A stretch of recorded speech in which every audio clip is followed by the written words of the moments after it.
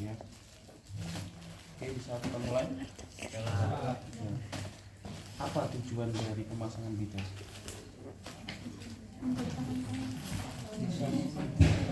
Mempertahankan posisi bagian tulang yang patah agar tidak Satu-satu. bergerak. Jangan Mempertahankan Mempertahankan bagian tubuh atau tulang yang mengalami cedera, Pak. Atau patah tulang. Ya, sebelah sini. tindakan dan upaya untuk mengistirahatkan bagian Itu Mbak Google yang jawab. memberikan penyokong pada bagian tubuh yang cedera, Ya, sama juga ini. mencegah terjadinya pembengkakan, Ya. juga pergeseran. Jadi segitiga ya Pak.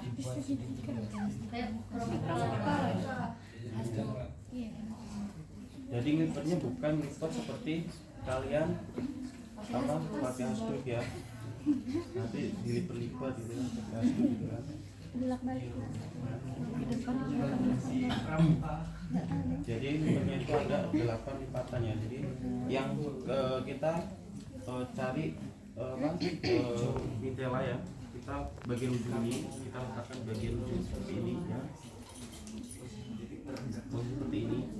Kemudian kita lipat lagi nih bagian ujung sini ya, kita lipat ke atas. Setelah itu baru kita balik, baru kita lipat seperti ini kurangnya. Jadi bukan melipat seperti asdu ya. Nah, ini bisa digunakan untuk membidik pada bagian area kepala ya, ataupun ekstremitas atas seperti itu. Ini juga digunakan sebagai pengikat di kepala juga bisa ya. Jadi banyak kegunaannya. Selain mitela kita juga bisa menggunakan elastis perban. Elastis perban ini digunakan untuk apa? Pasien dengan dislokasi seperti itu. Sudah bisa masang elastis perban, kemudian ada spal, kemudian ada nikola. Jadi kita bisa gunakan alat-alat tersebut sesuai dengan kebutuhan ya. Setelah alat-alat sudah dicek, baru kita buat ke pasien ya. Pasien dengan membawa alat seperti itu, kemudian baru kita melakukan komunikasi dengan pasien. Komunikasinya apa aja yang perlu disampaikan?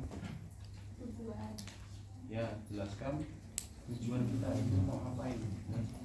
Pemasangan bidan ya, kita ini untuk apa pemasangan bidan ya? Apakah untuk mengurangi pendarahan pada bagian kepala ya, atau untuk mencegah terjadinya demolitas ya, atau mencegah timbulnya patahan tulang yang lebih parah. Jadi kita harus menjelaskan tujuan kita. Setelah itu baru apa? Setelah itu berapa? Nah, antara waktu ya, berapa lama kita akan melakukan tindakan ya? Kurang lebih 10 sampai 15 menit gitu ya. Kemudian baru kita cek kembali alat kita. Kemungkinan besar kan alat yang kita siapkan itu lepas semua ya, kan kita kembali alat itu bagaimana? Depan ya, bagian depan sini ya.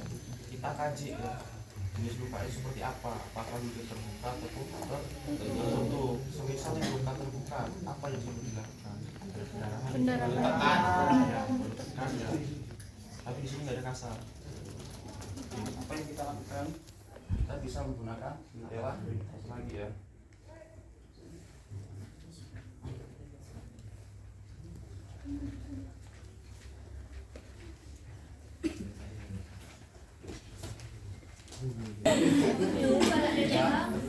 Pasiennya kan kali ini. Baru melakukan pembiayaan yang menggunakan ini alat.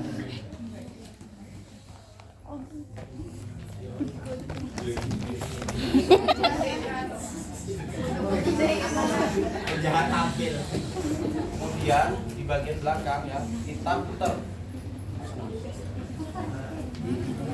Ya, bagian belakang ini kita putar seperti ini. Ya. Baru ditarik ke depan. Kemudian kita ikat di bagian lukanya ya.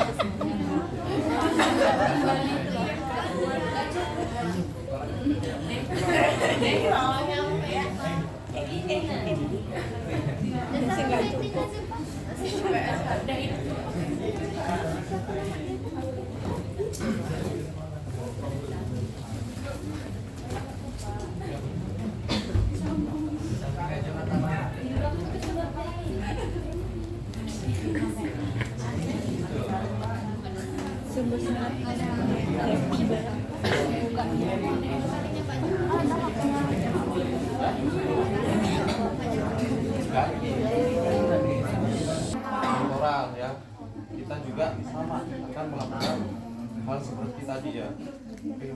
Jadi pasien suruh memegangi bagian ya.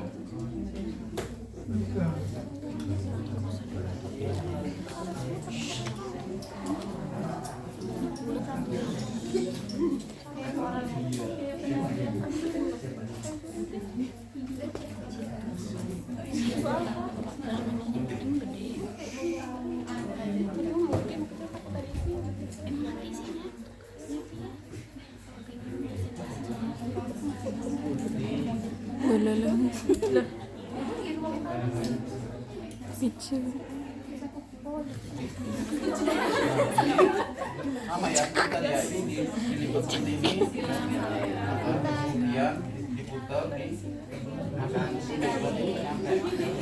Emang nggak mati ada orang ini tau sejan Di bagian angkat tangan seperti itu ya.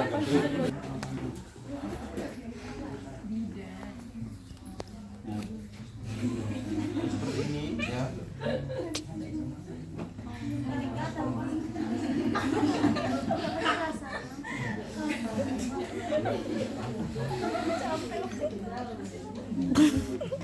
mana meneng Kalau temennya ini nggak panjang ya, ini bisa langsung ke bagian.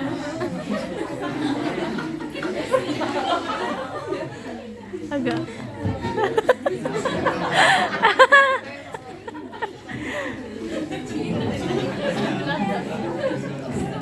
sisa sa hidung apa ay pasrah. Nah talinya itu bukan tali simpul, tapi sama tali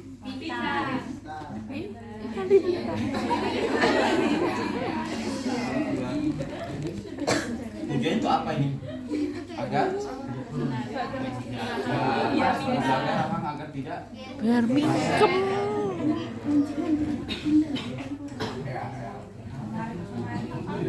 itu. Kemudian ini bagian kepala ya. Kemudian di bagian ekstremitas atas bagian tangan ya. Di bagian tangan kan ini pokoknya yang terjadi dislokasi pada bagian apa namanya dikoklavi ya, atau pada bagian bahu sama ini terjadi dislokasi di sini, kita bisa memijai di bagian tangannya ya. Jadi menjaga kestabilan tangan agar tidak terjadi keparahan dislokasinya ataupun terjadi patahan di bagian bahunya ya, atau klavikulanya di bagian sini ya. Kita tetap melakukan tindakan tersebut, tetapi ada dua teknik ya.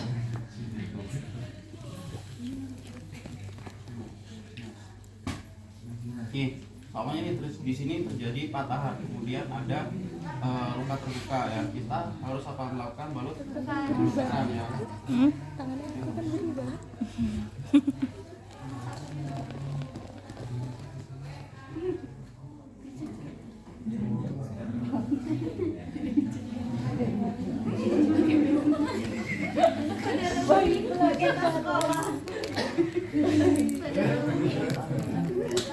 Aku adalah Sama ya.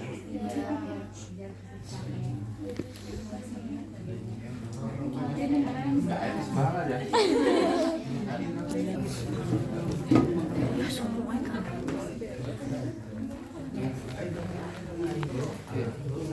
Kita posisikan seperti ini ya.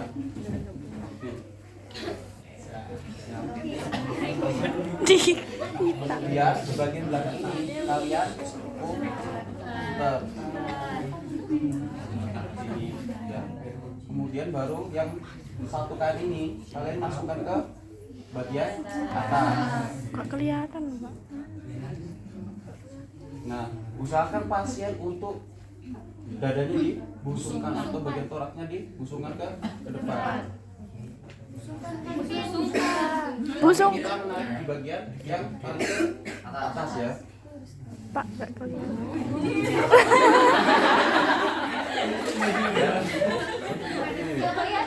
Pak. Ya. Jadi usahakan di bagian tengah ya. Di bagian antara bahu kanan dan bahu kiri. Jadi posisi di tengah-tengah. Jadi agar posisi toraknya itu ke depan. Kemudian kalian ikat.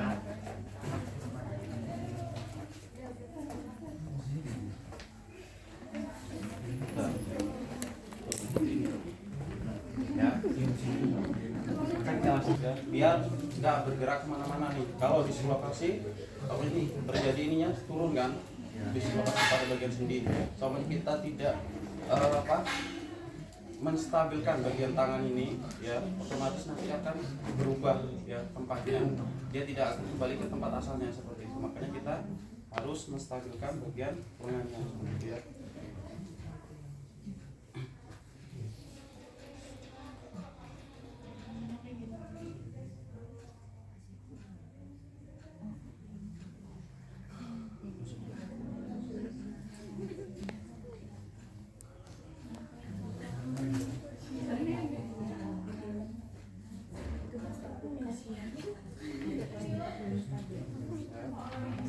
Jadi cukup seperti ini ya. Kemudian bagian ujung ini kalian lipat ke keluar ya seperti ini. Kemudian kalian rekatkan pakai plaster ya, itu.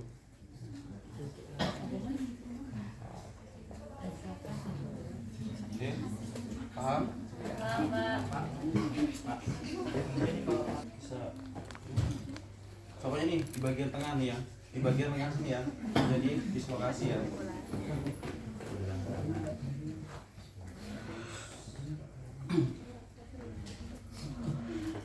Jadi kalian harus apa ya, banyak teknik ya untuk melakukan atau pemasangan korban.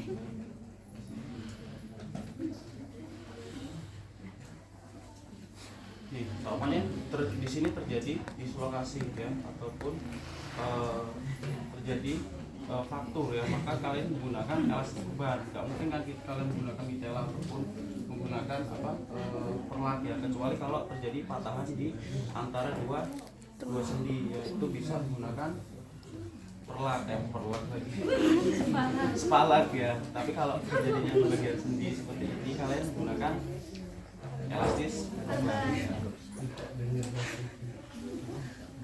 Duduk aja guys.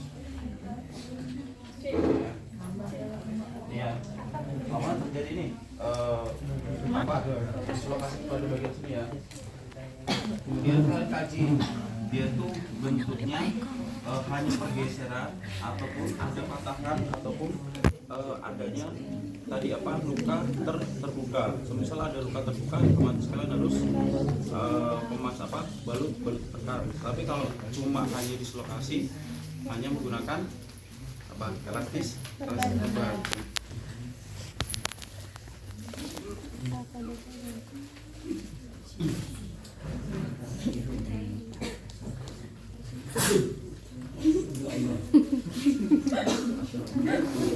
Jadi masalahnya bukan kayak gini ya, tetapi di balik seperti ini.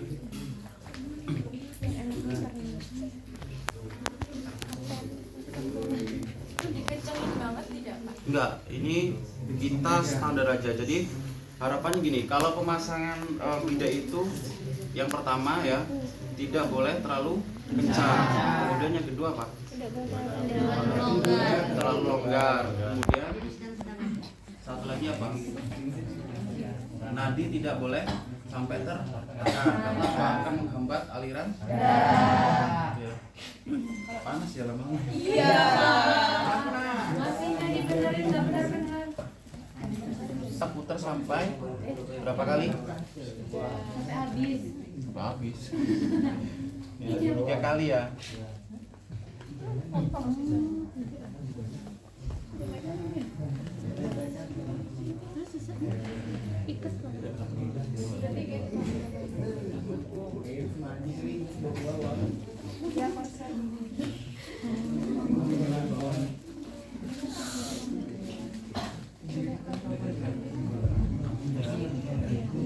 Nah, kemudian kalian lipat di bagian pergelangan, di bagian ibu jari ya. Untuk apa? Untuk apa jari? Hah? Berapa? Bukan estetik sebenarnya. Ya, ini untuk apa? Untuk menstabilkan kan. Ini kan pergelangan kan hanya dia tertahan ya satu putaran ataupun tertahan di bagian lengan saja, tetapi ketika kita menggunakan ibu jari ini otomatis kan dia akan tertahan pergerakannya seperti itu. Baru setelah itu kita putar kembali ya. Enggak di sini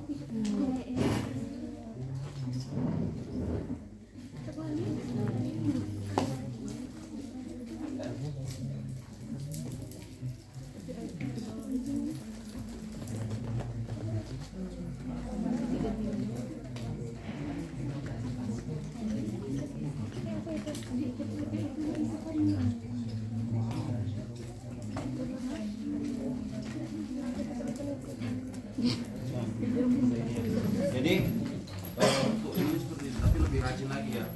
Juga bisa pasien disuruh menggerakkan bagian dari tangannya depan seperti itu. Oke, ya. Setelah itu baru kita lakukan pemasangan tela ya.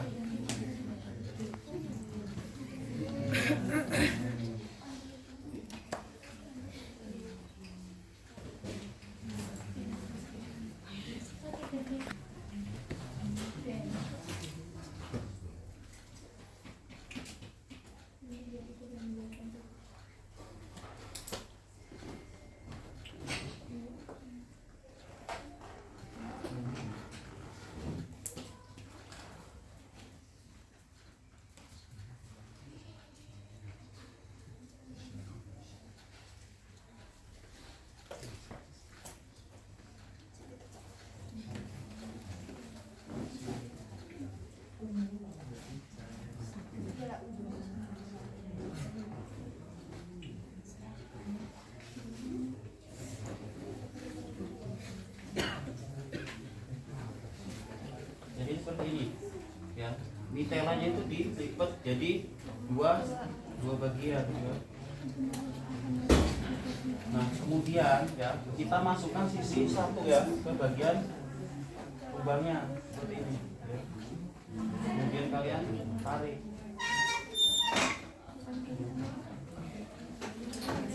Talinya di bagian samping, bukan di bagian tengah.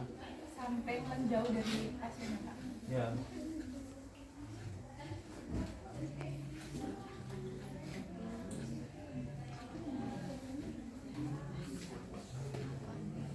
Nah, jadi seperti ini, ya.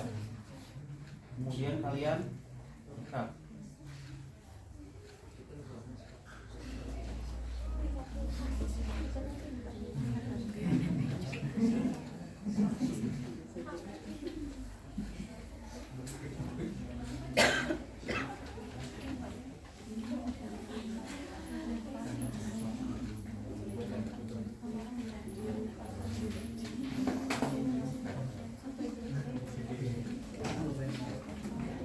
Setelah kalian ikat, kalian kembali nantinya kemudian rangsangan dari pasiennya, apakah dia bisa merangsang apa yang kita sentuh ya, kemudian dilihat CTR-nya ya, CTR-nya kemudian dilihat dari kondisi kulitnya ataupun kondisi dari tangannya, apakah dia pucat atau biru. Jadi kita bisa membatasi penarian seperti apa ya. Seperti ini. Nah, kurang lebih gitu dah. Nah, Jadi mitela dibagi jadi dua, kemudian satu sisi itu dimasukkan di bagian rongganya ya, kemudian ditarik di bagian samping ya. Nalinya di bagian samping, bukan di bagian tengah ya.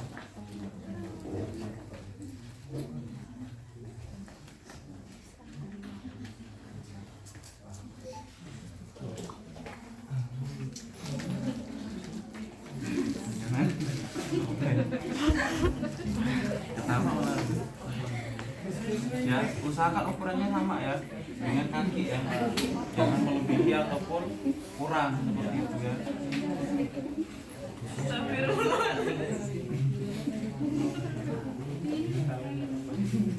Kurang panjang.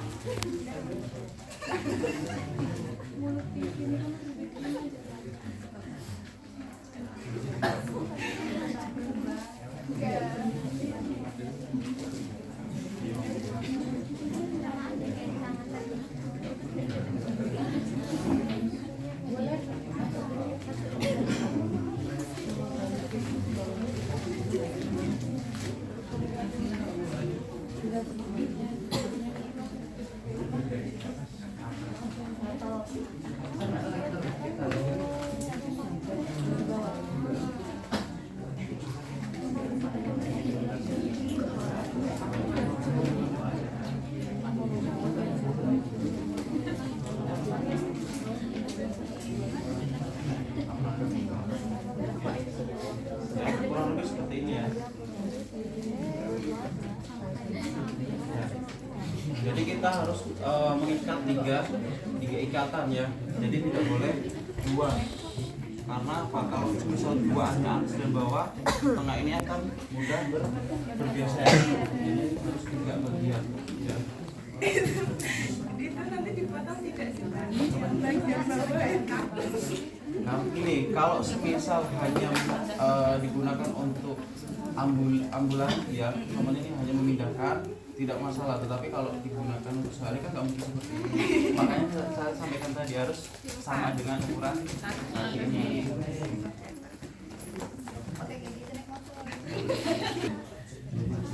Sampai yang di sini. Aku ya Pak. Saya tanya situ ya. Tas gulung ya.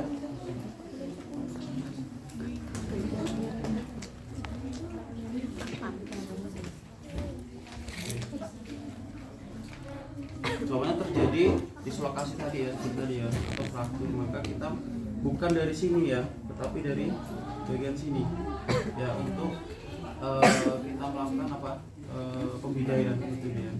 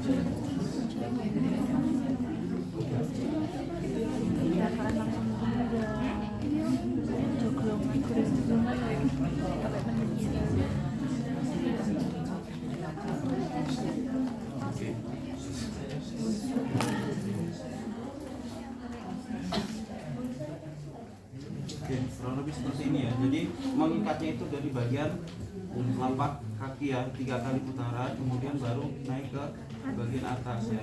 Kalau ini panjang, sebenarnya sampai sini. Gitu ya.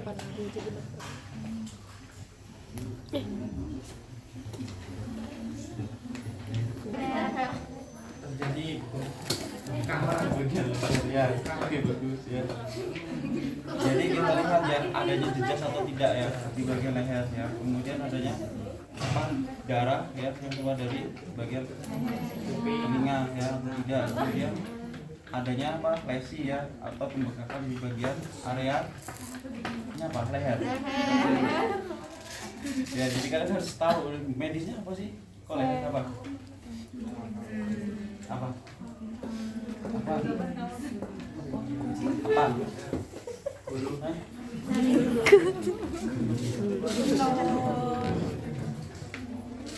bikin apa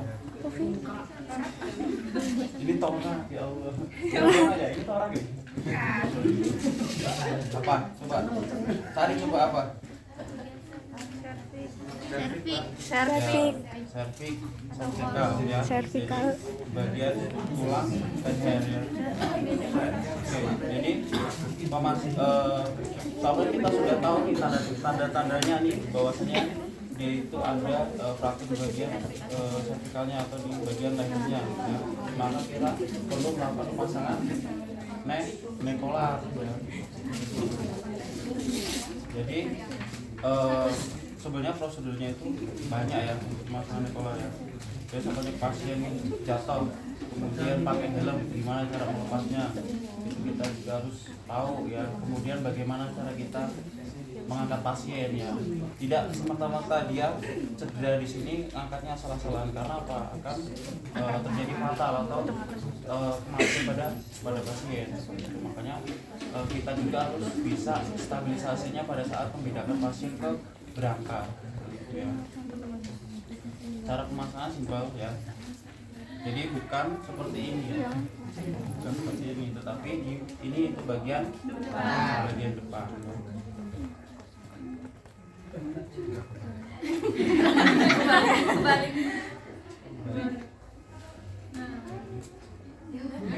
Ya sama aja.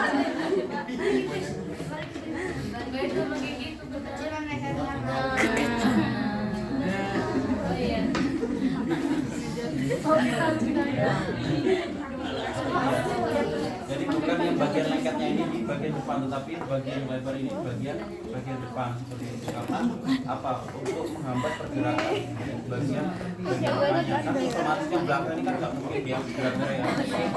Yang depan ini yang bisa makanya dia menahan seperti